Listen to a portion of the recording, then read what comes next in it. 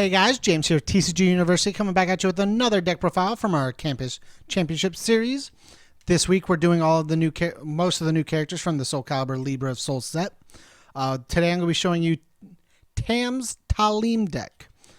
This deck was a lot of fun to play against, despite the fact that I got turned 2'd a lot when I played against it. But sometimes when it does have the combo, it wins, and when it doesn't, it kind of just does nothing.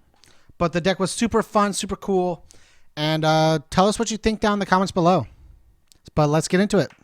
Okay, guys, Talim is a 627 Air Chaos Water character with 2 abilities.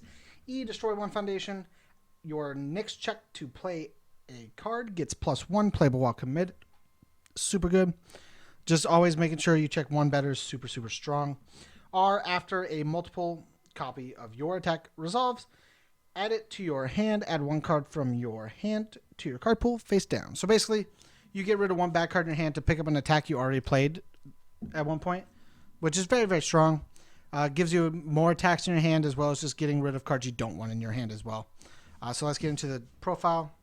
We're playing 2 Siai Salika Lalakoluha. I probably said that very wrong, but oh well. E, once per turn, flip 1 foundation. Add the top card of your deck to your momentum. Only playable if you have 0 momentum. Basically fuels you for anything you're trying to do. And then R, once per enhanced step, after you destroy a foundation during the enhanced step, this attack gets +2 or -2 speed. So basically, Talim gives +2 speed and +1 to her check, and then during her opponent's turn gives +1 to her check and -2 speed to her opponent, meaning that at some point she's going to be able to block. I think her and her asset work very, very well together. But without her asset, she's a little slow on running speed. 1 Swordfish for defense. Basically, if after our opponent loads up on an attack, we just dump it into their momentum, as well as this gives us 1 momentum for ourselves as well. 3 Let's Cut Loose. Basically, draw an extra card, get a cool defensive piece. It checks a 6. If we want to, we can play foundations and move them down. Just super strong all together in general. On to the attacks. We're playing, in my opinion, the best lead-off attack in her deck, which is Payan Thrust. It's a charge punch weapon. All those keywords matter. If this attack is completely blocked, add it to your hand after it resolves, so it makes sure your opponent's not allowed to block this. And if they do, it just goes back to your hand. And then E, your next combo attack gets -2 difficulty and +2 damage. She is a combo character and a multiple character all at the same time, which is why I think she's a little rough around the edges. But when she's going, she's going.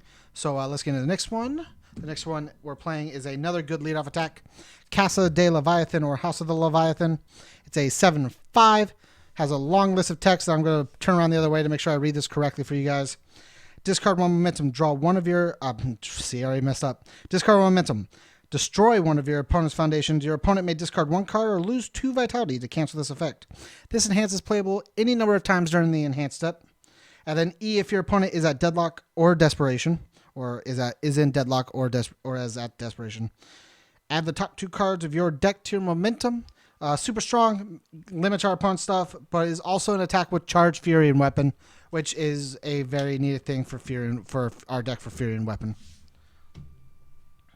We are playing 2 of her rare, the West Wind combo. It's a punch, multiple 2 weapon combo with a charge. Those are all charges before her. Then E, if this attack deals damage, destroy 1 of your opponent's assets. Multiple copies of this attack gain this ability. And then combo E, add 1 card from your card pool to your momentum, which is very strong as well.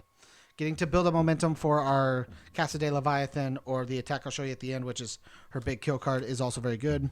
Rapid Gale Barrage. It's a 4 mid for 4 with a 2 low block, 4 div, 3 control. Charge, reversal, weapon, combo with a combo attack.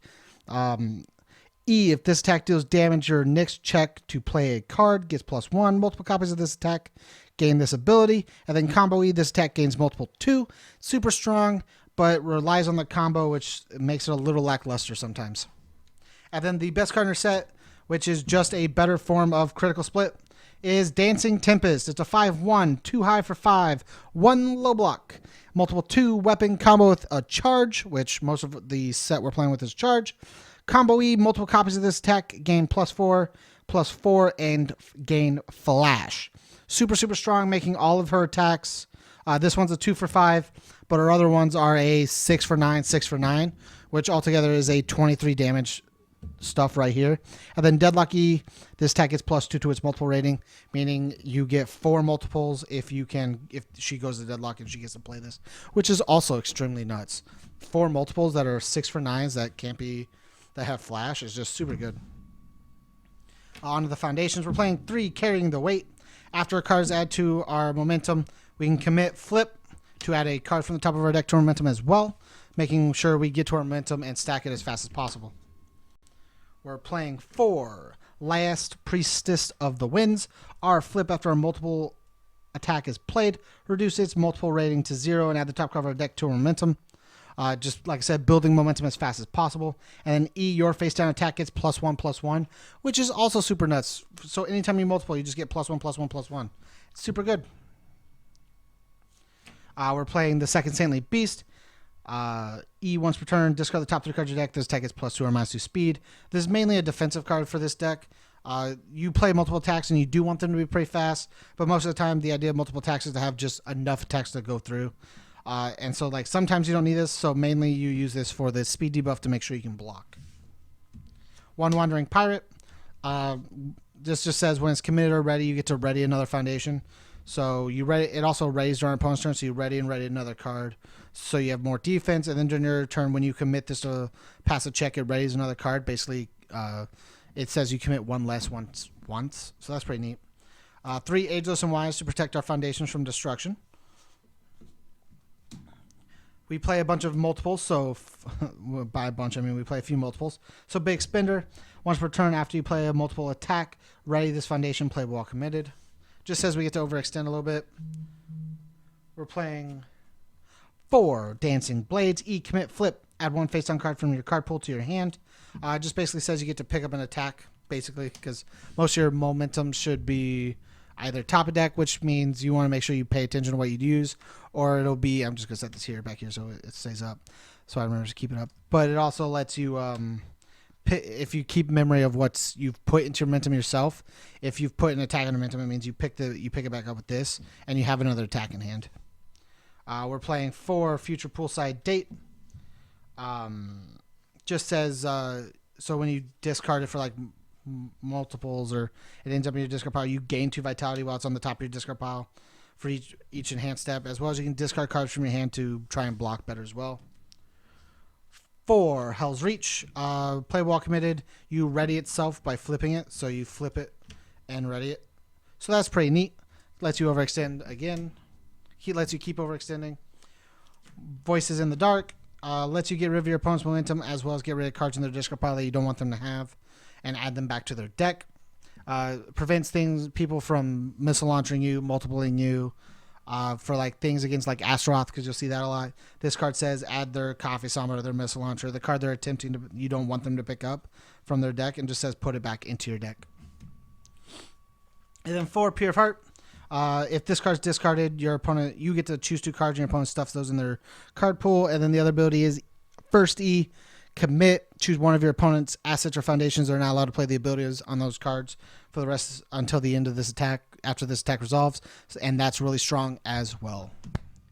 Thanks again for checking out the profile, guys. Make sure to show Tam some love down in the comments for his Talim deck. Let him know what you think. Give him your criticisms. Give him your praises. Whatever works for you. He'll love reading all those comments. If you want to support us, go to patreon.com/TCGU University. At the $1 and $3 level, you get access to our Discord, our SoundCloud. Get us watch all the podcasts live. You get all that content early. If you can't, don't worry about it. We put everything out on YouTube later. We would love it if you just like, comment, share, subscribe, show us a little support. If you can't do the Patreon thing, of course. And then thanks again for letting us hit 500 subscribers and helping us get there. So much love to you guys. Thank you so much. And as always, guys, stay learned.